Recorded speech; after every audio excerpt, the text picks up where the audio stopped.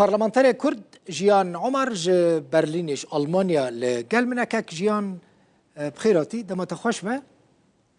ایوار باش که کتر بخین شتره و تماشابان هیجاره باشتر خطر لسر که هیا کج آلمانیا به درخستن یعنی کوچ بریان جی پنابره کو سوریه و آلمانیا سریل مافی پنابری دایا براستی بریاره یکم یا هاتی استاندن پشتی کتنا بشار الاسد او هو اف ملفی پنابری ایگو نوگ هشت بنا آلمانیا دوچند هیوی چویده راوستاندنه حتی میزن بیکاوی روش سیاسی سوری بکودری بهاری لی نها امزانن پشتی شش هفتیه دی هالبجارتن لألمانيا نجبر ولو قالك بارتين هذه مسألة بنابرة دكنا مجارك سياسي لي تبريار نها نينا أزباورنا كمجبريا هالبجارتن الألمانية بيستو سي هي بعد الدواء ويورنا راخستن تكسوري تبريار ورنا ستاندن حقي بنابرة ده تشتا أجو هاتي ستاندن دبيجن أم تخازن جو خلق ببريار أخو فجرنا سوري إيجو بخوازي فجر السوري وأريكاري كأبوري بسنة شغله 1000 يورو لي تكسي نجار ناكن جوج ألمانيا دركبي لي تشتاق جو أسخازن بيجم وسياسة ألمانيا بنابرية وهلبت وري جوهرتن بشتي البجارتني بيستوسي هيفا ضد واجبر جو روشة سياسي السوري هاتيه جوهرتن د أوروبا بخدا ألمانيا بخدا مجارة بنابرية بو مجارة سركة كاكد البخين تجي تشوفيني تتزاني جو بارتي سياسي نبس الألمانيا السراسري يكيتيا أوروبا مجارة بنابرة كنا مجارك سركت هالبجارتنا ده قالك كس هنا البيدريد بيجن قالك بنابر هاتنا دفيري وري قرتن جبر ولو وهر بيار وري ستاندن از تخمينه مدى وكا خندنا مج مساليرا او كسيجو البيدري نا كارنا كنجيان مشاكلي وهنا او بهتر قطر سروا هبيجو جا المانيا دركبن بشتي جو روشي سوري وري زلال كرن باشا حزار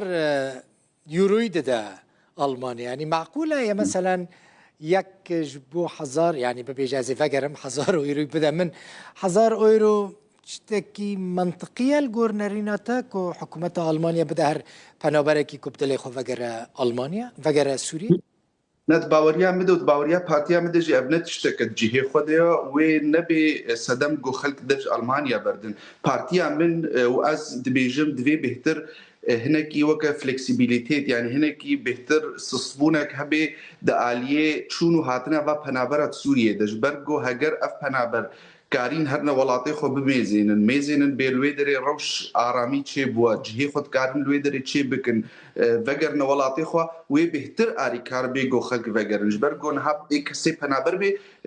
چه نابي وگر سوري ايگو وگر سوري نما چه دبي وگر ألمانيا ما في پنابرية جي دستينن از بيجم دوي واري دا وي بهتر كاربي آري كار بيگو خلق وگرن وقتاگو هرنا ولاطي خو ميزين سردانكي ددوا وزانبن وي كاربن لويدري تشتكي آبا كن كاك دل بخين تبديم درفتي از بين مزمانجي سردانة وزيرة دربة يا ألمانيا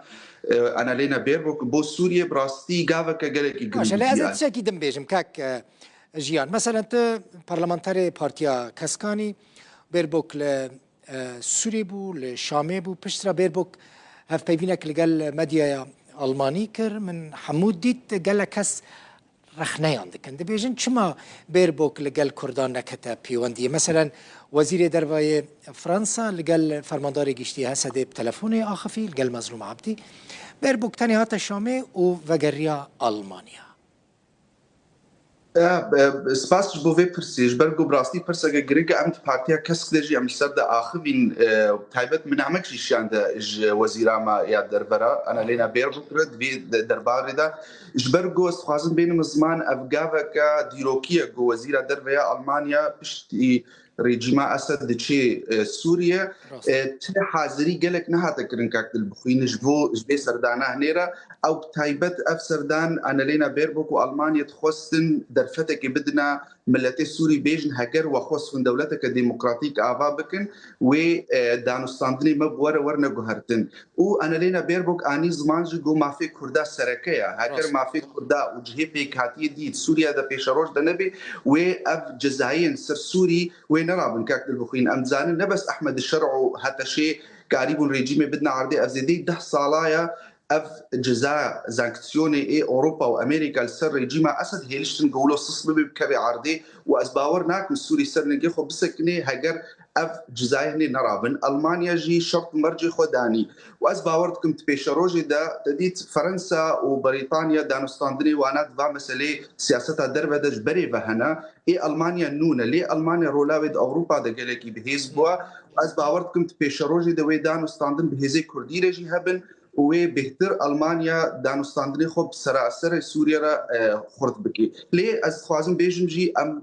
دوی وقت کرد سوریا کرد روج آبا بزمانه کی جی با آخر از نبیشم تفبب نیک لی بس دخوازی خوب بک نیک یعنی نها کسی کرد نخویایا کی جان علی بدخوازن سوریا پیش روج به هری براستی اوانی گرینگش بگو کاربی المانیا جی لپشت و دخوازی وانا بسکنی حتی نها دهیزی کردی هنا دنرين السياسي هنا لي داخوازك ولو زلال جرينجش بوغو اف هيزي ناف دولتي كاربن بشكريا كردابكن وكا بشكريا حمو بيكاتي دي سوريا. بله المانيا كاك جيان و پشتگیری چه داخوازين كردان بك مثلا اگر كرد فدرالی بخوازن یا جی اوتونومی بخوازن لگور نرینا تا حکومت المانيا جی پارلمان المانيا و پشتگیری داخوازوان بك؟ براستي المانيا دولتك فدرالة وكا امتزانن و دولتك وكا سوريا دولتك قالك بيك هاتي تيدا هنا اولي تيدا هنا اتنيك تيدا هنا كستيك وقالك زمانة داخل تيدا هنا جبر ولو نرينا المانيا زلال كربود فاصاريت شويدة جي دريا قالك كسيجو ملفي السوري دت اخبن سيستمك ننافندي سوريا وقالك باش بلي المانيا هرو هات بيجي ملتي السوري بهفرة قالك بك هنا بريارك سيستما نو تشاوبي ام از وك كسكي دناف بارتي الماني ده براستي من السربي ملفي جي كاركلي از دبيجما سوريا بيشاروج هكا سوريا كنا نافندي بي و اراميتي ده تشين بي منهج بريا هنكي ونوجاج سويدا داخيا كرن واز باوركم حمود تبعيتي سوريا كسي دير زورجي وكسي ادلب بيجي و حلب بيجي نما تخوازن جو شام تني برياري بسطيني جبر ولو ابدا خوازه سراسري ملت سوريا نافي ناج نافي فدراليزم عاجزن جبو ناخوازن تركيا عاجز بكن او تشتكي ديا لي از دي باوري دم ملتي سوري بشتي 6 سال حكمي بعث حكمه كي نافنديبو ما في وباجاري اي دوري شامي نبون نما ايدي قبول كرن بلا نافي بكن نافنديا سياسي لي نافروكا وينات في زلال بنافروكا وينا كسي كرد في ادارتها خو بكن كسي اهل السويد ادارتها خو بكن ابهني وي سوريا تماما تيجي خرد بكي ام تزانن تشلش صدي ملتي الدنياي دولتي فدراليزم دنا واف دولتين دولتي هري بيش كتينا جبر ولو دنارينا المانا داد رنجكي ننافندي باشا لي بداويد في بريارة ملتي السوري تماما تيبي ونا بريارة احمد الشرع او تشن كسي قب هيزا تشك جهان الشامي او نكار بنا فرض بك نسر حمو بك هاتي السوري رنجكي وكاغو او تنت خوازن موديلا المانيا از بیشم و هنکی جدا به اگر فدرالی یعنی لا مرکزی لسوریه چه به مثلا 16 ایالت ولایت آلمانیا هنه فدرالیه لدی ساجی مثلا بریاره هری داوی اگر مسئله استراتژیک دابن برلین ده نه راستا لي برياري ايجو ما في هريمي دي علاقه بها به غرفه برلمانيه دودي ده هيجير بيجن بوندسرات دوينا دجي اف هريمي دي تكارنا و برياري حكومتها مركزي بسكنين يعني هجر او بريار ورنستاندن دوي بهتريني هريمه راضي بالسر لأن ضروري اف سيستما المانيا الورشي بهر سيستما كفدرالي كاكد البخين الدنياي بصدي ريجيم هذا دفي هريك برنجي ولاتي خوبيك بينش برولوجي از باورد كما هيزي كرديجي وهيزي سوريجي اي سياسي اي معارض السرفي كار كرنا يعني جبريا كم صاله السرفي مجاري هاتو اخفتن گفتگو بو كا او تشاو برنجي فدراليزم كنا فنديل سوريا جبرولو دفي جو حمو بهفررون وسرب اخفن جدفيكي بو كانها هناك بردفكي احمد الشرع بيجينا ام فدراليزم قبولنا كن بنرينا من اوروبا وفي رنجي نقبولنا كي دفي جو حمو بكاتي السوري وسراسري وانا كرد جبر كرد نتوا دوا مازنت سوريا ده دفيجو رازي بنج ريجيما نو بله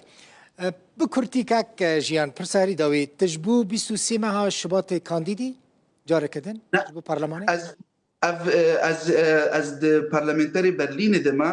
پارلمان برلین که اگه بخین هل بجارتنین ها 23 هیوادو سراسری آلمانینا امی پشتیا پارتی بکن لیبس از حتی سال 2026 پارلمنترم سال 26 وجنو هل بجارتنی می برلین بن. بله گلک سپاس تهرابی جیان عمر پارلمانتری کرد باجار برلینی.